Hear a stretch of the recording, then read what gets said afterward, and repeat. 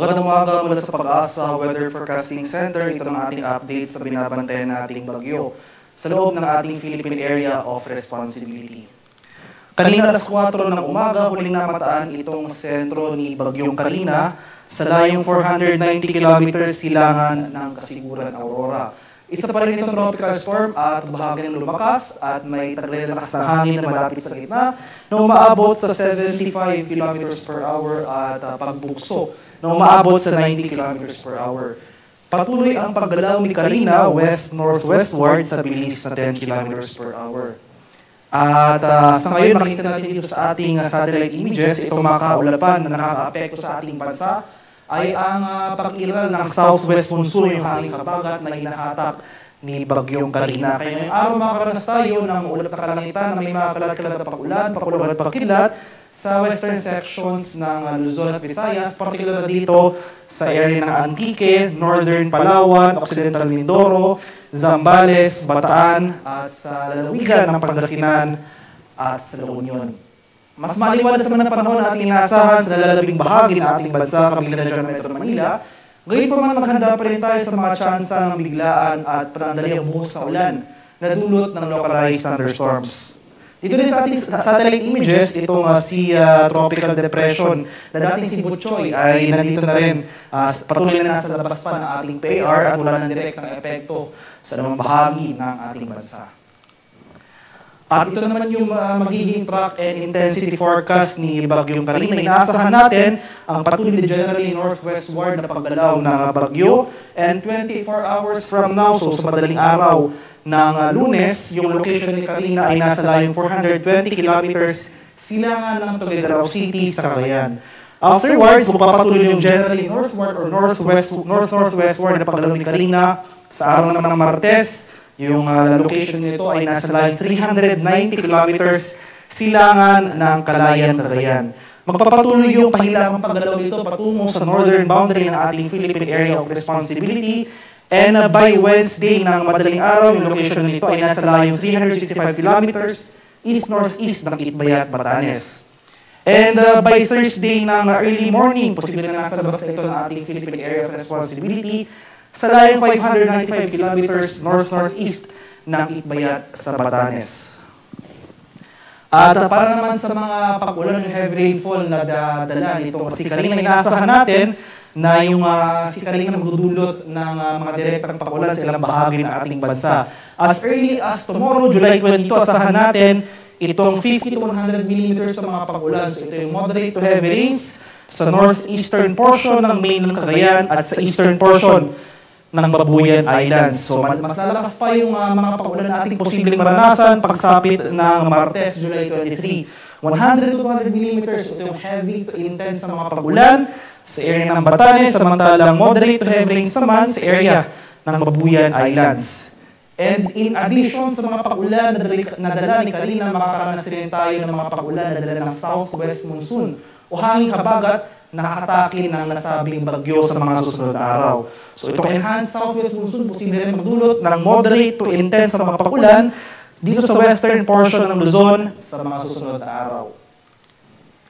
At para sa mga karagdagang detalye ng mga pag-ulan na dala ng habagat for the next 3 days, as early as today, makakaranas tayo ng mga pag-ulan na dala ng habagat na hinahatak ni Bagyong Carina. Itong areas ng Zambales, Bataan, Calayan Islands ngayong araw nakakaranas ng moderate to heavy rains.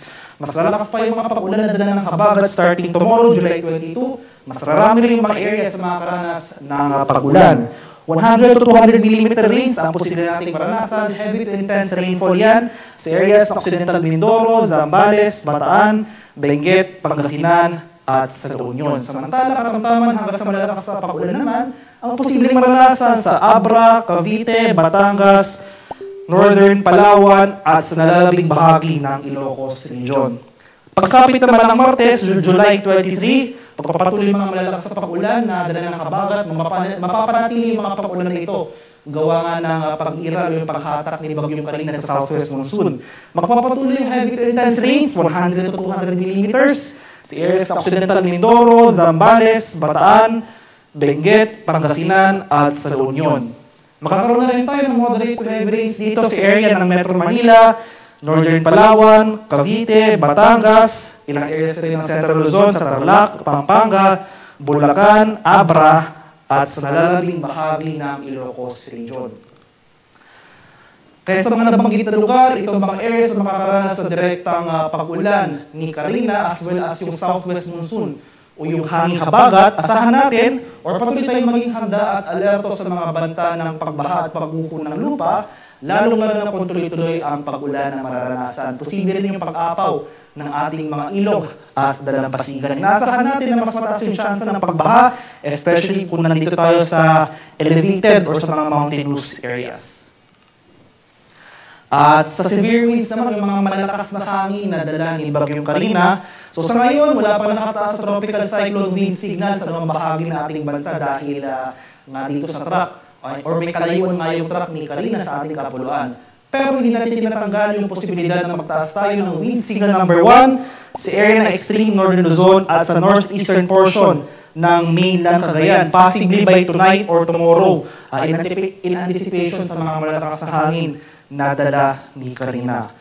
In addition sa mga malalakas na hangin na dala ng bagyo, inaasahan natin na itong southwest monsoon yung hangin habagat na pinapairal ni Carina na ay inaasahan natin posible rin magdulot ng malalakas na bugso ng hangin sa ilang bahagi ng ating bansa sa mga susunod na araw.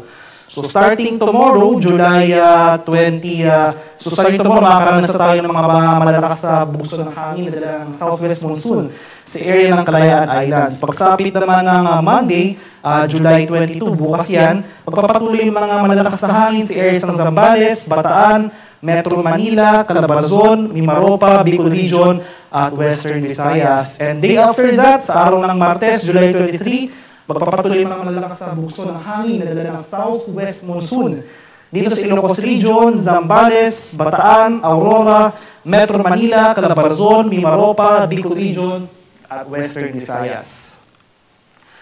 At sa kalagayan ng ating karagatan, sa kasalukuyan, wala pa rin nakataas na gale warnings ang baybay ng ating kapuluan. Ngunit iba yung pag-iingat pa rin sa ating mga kababayan na maglalayag, especially dito sa western section ng Luzon, sa mga seaboards ng Visayas at Mindanao dahil posible pa rin tayo makaranas dyan ng katamtaman hanggang sa maalong karagatan na dala ng mga hangin itong si Carina at ng southwest monsoon o yung hanging habagat. At para sa karagdagang detalye sa track and the intensity forecast ni Tropical Storm Carina, makikita natin dito sa track image na ito na starting today, magpapatuloy yung generally northwestward, yung pailangang kanluran na paggalaw ni Carina, magpapatuloy yung generally northwestward na paggalaw na yan hanggang bukas. And after that, sa araw ng Martes, gagalaw naman si Carina pahilaga. So generally northward, yung paggalaw na nasabing bagyo on Tuesday. Makikita natin dito sa ating track image na ito, magpapatuloy yung northward na paggalaw nito patungo sa northern boundary ng ating Philippine Area of Responsibility. So posible itong makalabas ng ating PAR by Wednesday, July 24. After that, kung habang nasa labas ito ng ating PAR at malayo na sa ating bansa, magliliko naman ito, pakilagang kanluran. So northwestward naman yung galaw nito, posible nitong dumaan sa area ng Sencaco Islands sa labas ng ating PAR.